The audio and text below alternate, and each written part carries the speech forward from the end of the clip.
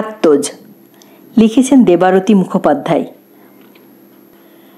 Vice president Subrata গ্লাসে টুংটুং শব্দ করে বললেন, ladies and gentleman of Manhattan association, formalities অনেক হলো, এবার আজকের পার্টির যে মূল আকর্ষণ সে আপনাদের কিছু বলবে।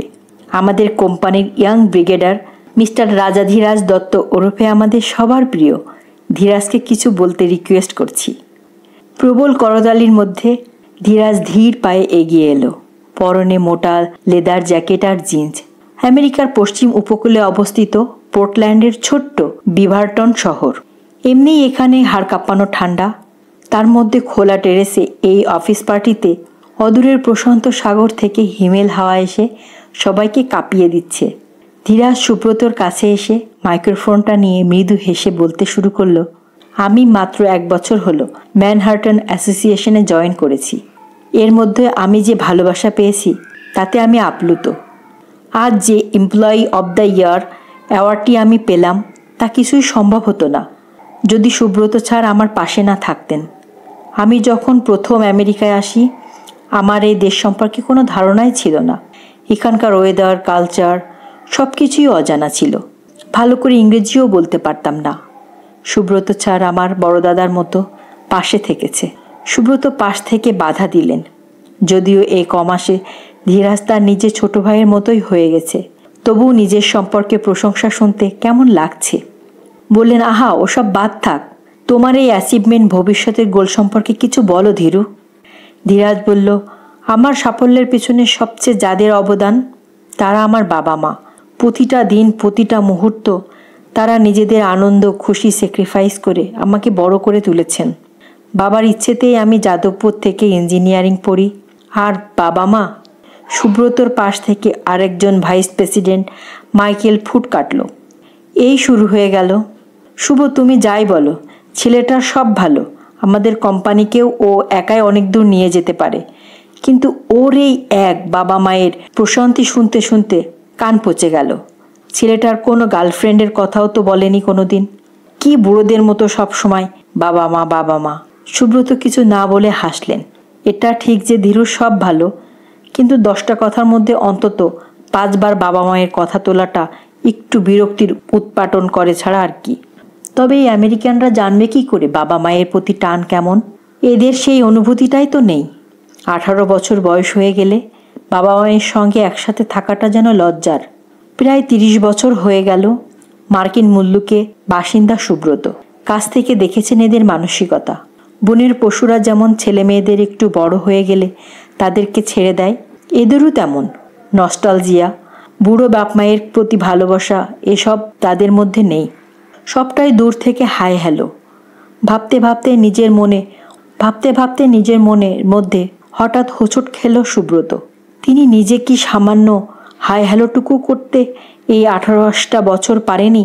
এতগুলো বছর ধরে নিজের বাবা মায়ের প্রতি সুতীব্র অভিমান সময়ের সাথে সাথে অলঙ্ঘনীয় দূরত্বে পরিণত হয়েছে। একবার খোঁজও নেয়নি এতগুলো বছরে বাবা মা কেমন আছে জানতে। কিছুটা শ্রেয়সীর প্ররোচনায় আর অনেকটাই নিজের উদাসীনতায়। আশ্চর্যের ব্যাপার, এতগুলো বছরে তা নিয়ে একবারও অনুতাপও হয়নি সুব্রতর। কিন্তু ধীরু আসার পর থেকে ওর সাথে দিনে 10 থেকে 12 ঘন্টা থাকতে থাকতে অজান্তেই ইদানিং বড্ড মনে হচ্ছে ছোটবেলার দিনগুলো। ভোর হতে না হতেই কিছু ছোলা পকেটে নিয়ে বাবার সাথে গঙ্গার পাড়ে হেঁটে বেড়ানো, হাঁটতে হাঁটতেই বাবার সাথে ইংরেজি শেখা। মায়ের মুখটা মনে পড়তেই ভেতরটা চিনচিন করে উঠল সুব্রতর। মনে হয় সব মান অভিমান দূরে সরিয়ে রেখে এক ছুটে চলে গিয়ে মায়ের কোলে মাথা রাখেন। ধীরুর কাছে সারাদিন তার বাবা মায়ের কথা শুনতে শুনতে ভেতরে আত্মগ্লানিতে পুড়ে গেলেন সুব্রত। স্যার কি ভাবছেন? ধীরু কখন যে কথা বলা শেষ করে পাশে এসে দাঁড়িয়েছে সুব্রত ব্যাপারটা বুঝতেই পারেনি। পার্টি প্রায় শেষের দিকে। সবাই ইতিউতি ডিনার শেষ করতে ব্যস্ত। স্কচের গ্লাসটায় আর একটা পেগ নিয়ে তিনি ধীরুর দিকে তাকালেন। ছেলেটা চুপচাপ ফ্রুট জুসে চুমুক দিচ্ছে। সুব্রত জানেন অ্যালকোহল অফার করলেই হালকা হেসে বলবে, স্যার এসব খাওয়াতে আমার কোনো উৎসাহ নেই। আমার বাবা মা সবসময় বলেন যে খেলেই খারাপ, না খেলেই ভালো, এমন কোনো ব্যাপার নেই।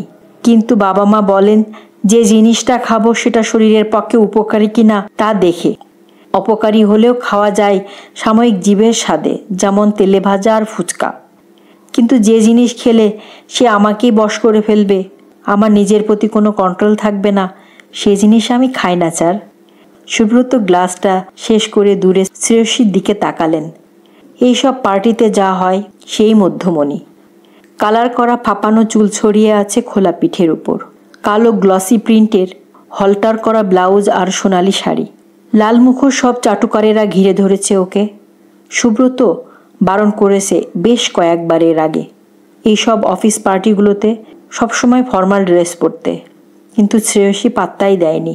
ঘাড় বাঁকিয়ে উদ্যতভাবে বলেছিল, তুমি তোমার অফিস নিয়ে ব্যস্ত, আমি আমার মতো থাকব, আর এরকম সাজতে আমার ভালো লাগে, আমার ব্যাপারে তুমি ইন্টারফেয়ার করবে না। অথচ এই শ্রেয়সী প্রবলেমে ইন্টারফেয়ার করেছিল সুব্রত। আর ওর বাবা মায়ের মাঝে মনে পড়ল সুব্রতর বাবা ছিলেন পুরনো আমলের রাষ্ট্রপতি পুরস্কার পাওয়া শিক্ষক। ছোট্ট থেকে সুব্রতদের শেখাতেন টাকা চলে গেলে আবার ফিরে আসে, সম্পত্তি চলে গেলেও আবার তা ফেরত পাওয়া যায়, কিন্তু চারিত্রিক মূল্যবোধ, নৈতিকতা একবার চলে গেলে আর আসে না। এই সুন্দর পৃথিবীতে যখন জন্মেছিস, স্বামীজির কথা মতো কোনো একটা আঁচড় কেটে যাবি। ও আর দাদা হা করে শুনত। দাদা সত্যি অন্তর থেকে নিয়েছিল বাবার শিক্ষা, তাই ডাক্তারির দারুণ স্কলার হয়েও লন্ডন থেকে FRCS পাশ করে এসে গ্রামগঞ্জের গরিব মানুষের সেবায় ঝাঁপিয়ে পড়েছিল। বাবার গর্বে সেদিন বুক ফুলে গিয়েছিল।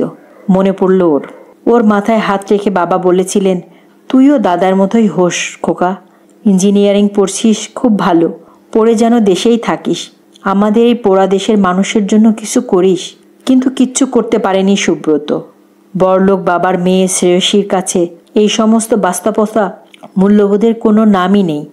ওকে বিয়ের প্রথম শর্ত দিয়েছিল বিয়ের পর আমেরিকায় চলে যেতে হবে, সেখানে নিজেদের মতো করে একটা বাংলো, একটা বড় গাড়ি, তবে না ফ্যামিলির কাছে ওর স্ট্যাটাস থাকবে, না হলে আর গরিব মাস্টারের ছেলেকেও বিয়ে করবে কেন।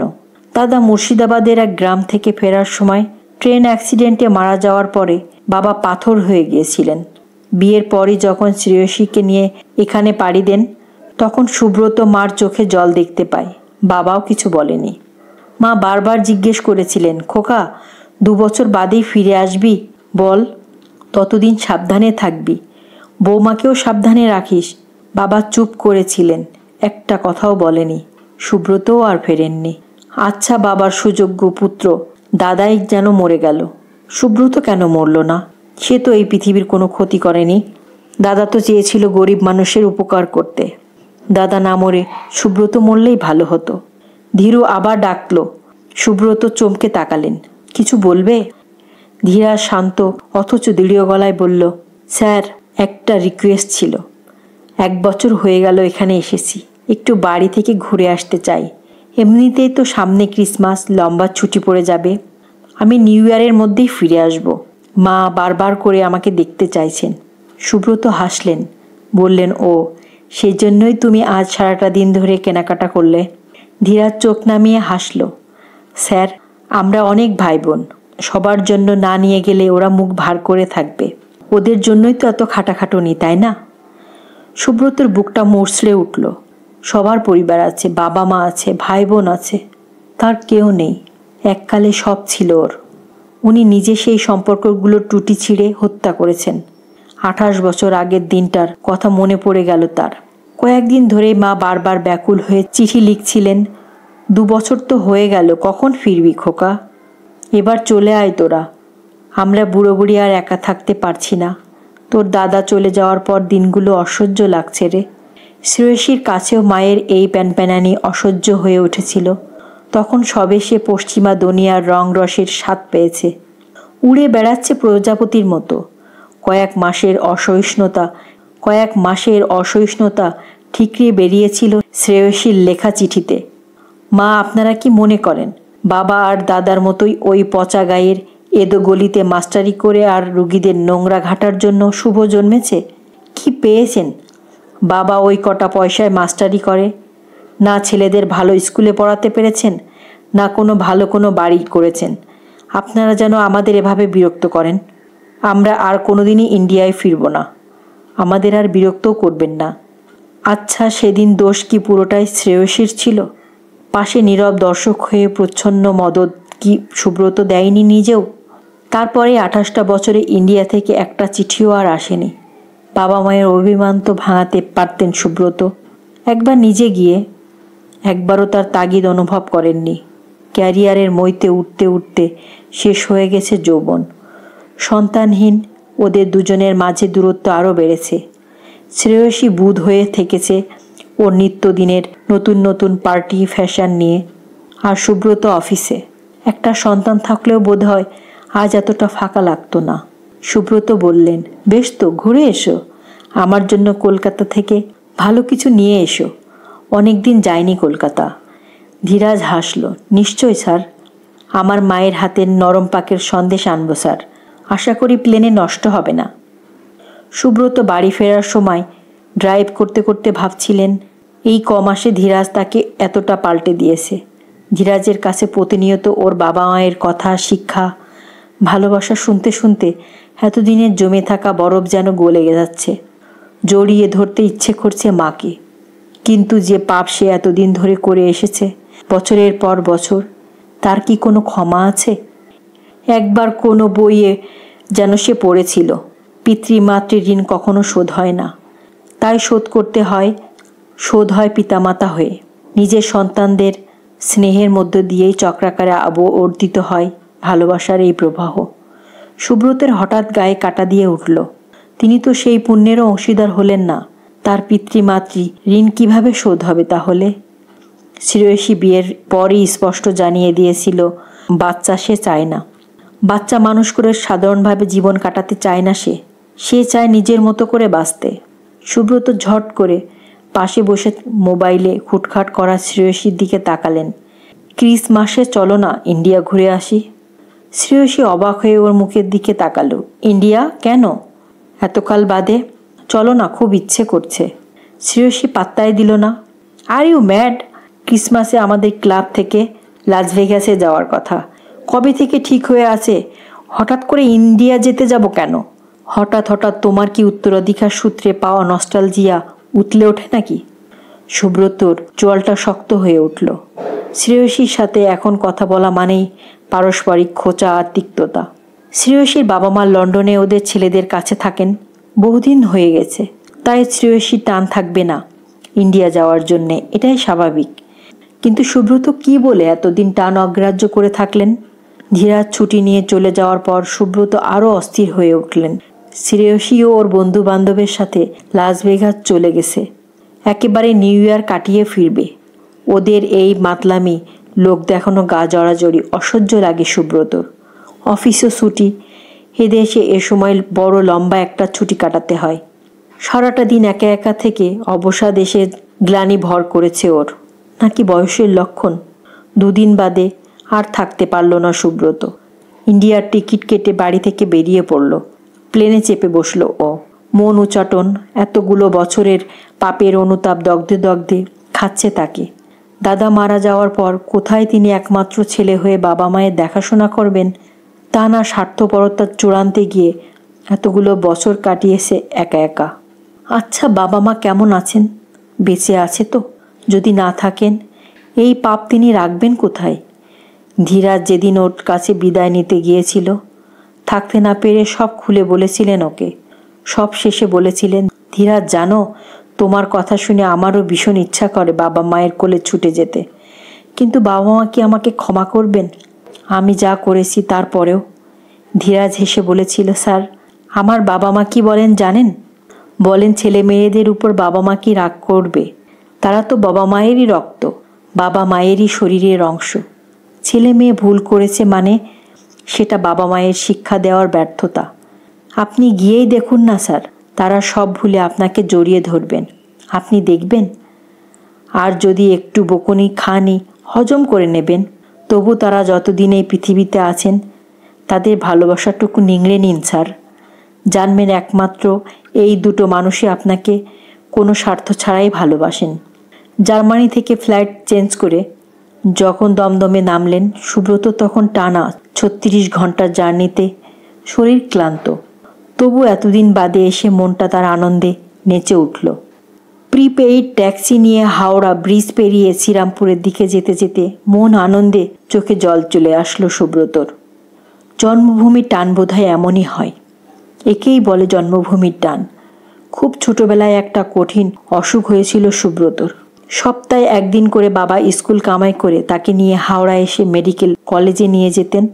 একটা না 1 বছর, মনে পড়তে চোখটা ভিজে গেল ওর। শ্রীরামপুর গাড়ি ঢুকতে প্রথমে কিছু চিনতেই পারছে না সুব্রত। যখন চলে গিয়েছিলেন তখন শ্রীরামপুর একটা গ্রাম ছিল মাত্র। মাহেশের হ্রদ, গঙ্গার ধারে চার্চ ছাড়া আর কিছুই ছিল না তেমন।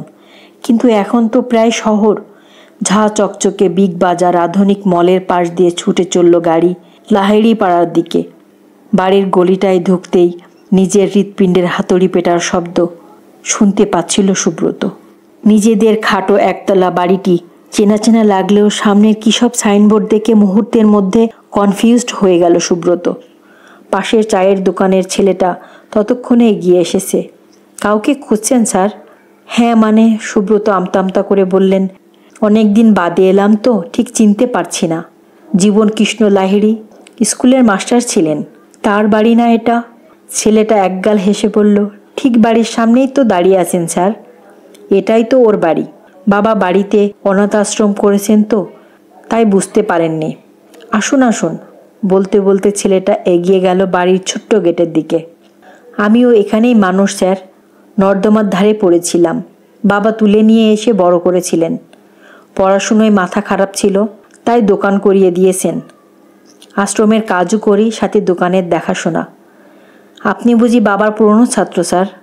সুব্রত বিস্ময়ে ঘাড় নাড়লেন। বাড়িটার ভেতরটা একই রকম আছে।